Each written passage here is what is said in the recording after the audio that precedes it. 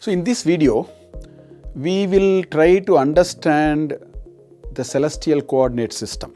Let me explain why this is important. See, you have the luminaries in the sky, they keep moving. The sun, moon and the planets are moving. So now, we may be standing in a certain point on the earth. So we need a way by which we can keep track of them, measure them on a three-dimensional spherical kind of framework.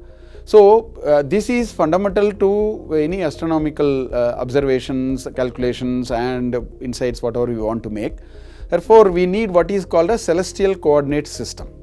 So we will see that, the basic elements of that, so that that becomes useful to us when we actually make certain observations about certain astronomical events as we go along further in the video. So we will start with this figure first. So you have, as you see here, this is the earth in which all of us are there. Okay.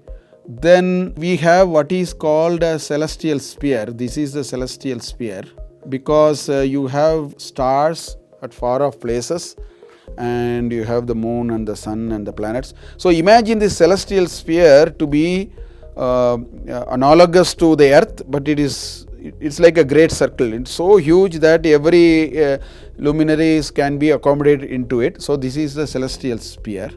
So you have a celestial equator. This is a celestial equator which is concentric to the equator that we have on the earth, because it is only a larger thing. So therefore the celestial equator is analogous to the equator, but it is mapping onto the bigger circle. Then you have what is called ecliptic. Ecliptic is the path on which the sun is seen to be moving.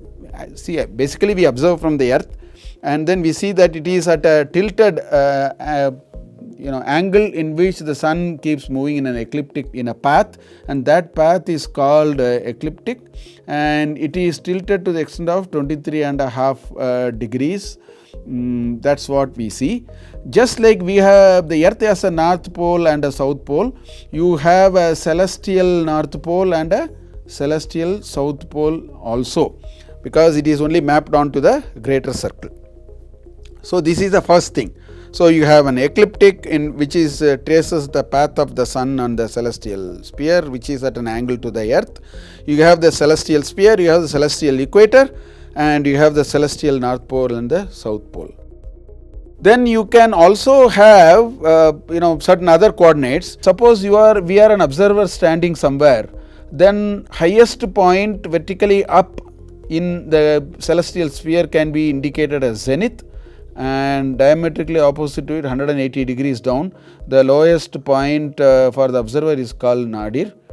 Then if you have a star, if you can map it onto a reference vector on the plane where we are, that angle is called azimuth angle. So this is the azimuth that we have, and this is the altitude as you see it from an observer. If you take that vector to the star that you have, that is the altitude. So these are some of the basic thing.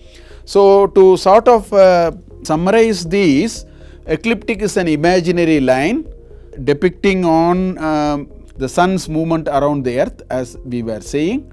Zenith is an imaginary point directly above a particular location, which can be the highest point on the celestial sphere, and nadir is the 180 degree from that, which is the lowest point. And as I told, the angle between the projected vector and a reference vector on the reference plane is called the azimuth. So these are some of the basic definitions of the celestial coordinate system.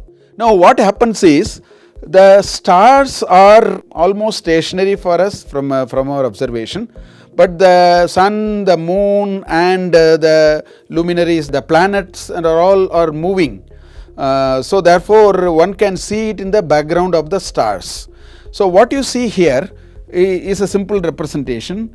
On a particular day during sunrise, the sun can be seen in the background of a certain star, let us say C1, and maybe the next day it has moved further, and therefore the same sun we can see in the background of the another star S2. In fact, this is very fundamental because all calculations are made only by tracking this kind of movement in the background of the stars, with which we are able to make several observations of the planetary positions and so on. So, the motion in the background of the stars is fundamental to many of the analysis that we do in astronomy. Now, we will also look at a few other points here. So, you have the celestial south pole, you have the celestial north pole as we see it here, and the ecliptic is there. Now, what happens is, as we know, the sun keeps moving along the ecliptic as observed from the earth where we are. Now, what happens is, there is one point which is the southernmost point with respect to the celestial equator. This is the southernmost point, and this is the northernmost point with respect to the celestial sphere in the trajectory of the sun. So, these 2 points are called the solstices, as in astronomy we call it. So, a solstice occurs when the sun's path crosses the extreme north or south points on the earth's equator. The southernmost point is S4, right, which is called winter solstice, and the northernmost point is S2, which is called the summer solstice. So, this is what is happening when the sun is moving along the ecliptic. What we also see is that the sun crosses the celestial equator at 2 points, S1 and S3 in this case. It intersects the equator, and these are called equinoxes. The equinoctial day, which is in the Indian tradition called Vishuvat, is mentioned in Aitareya Brahmana, and there are methods to compute the nth equinox in Vedanga Jyotisha and so on. So, whenever the sun crosses the celestial equator, which will happen 2 times, they are called the equinoxes, and whenever the sun in the ecliptic is either at the southernmost or northernmost point, a solstice occurs, which is either winter or the summer solstice, as the case may be. These are very important because these determine the seasonal cycles that we all experience. And when the sun is moving from S4, it comes to S1 and then goes to S2, that is called Uttarayana because it is now moving north.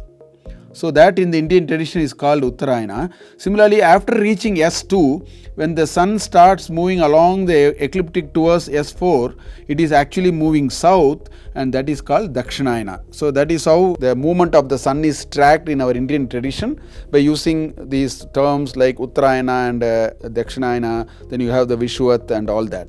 These are the basic principles of Indian celestial coordinate systems. These are the basis on which many computations are made and seasonal cycles are understood, and the Panchanga and the Indian calendar system uses these concepts to develop it further, which we will see in some of the videos that follow.